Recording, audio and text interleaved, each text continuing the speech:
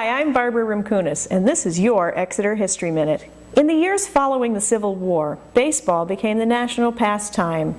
Returning soldiers who'd played the game whenever they weren't fighting brought it back to their hometowns, and Exeter was no exception.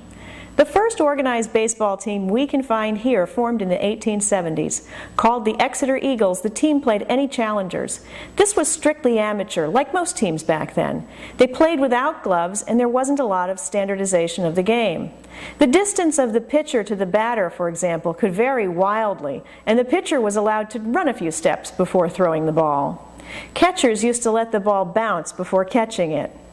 The Exeter Eagles disbanded after a few years, but there were plenty of teams playing in town. Most were organized around professions or clubs. The Hook and Ladder Company had its own team and challenged other fire departments. The Exeter Printers beat the Haverhill Printers 16-11 in 1891.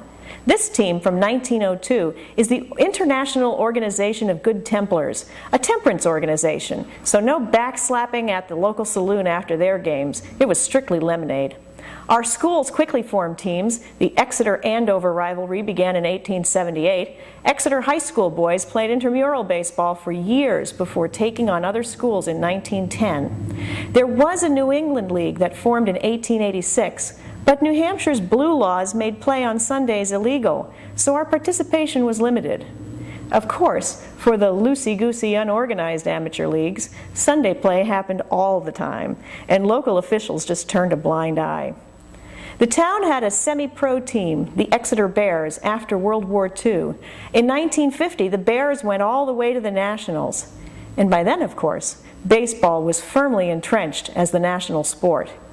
For more information on the history of the town of Exeter, New Hampshire, or to become a member of the Exeter Historical Society, check out our website at www.exeterhistory.org.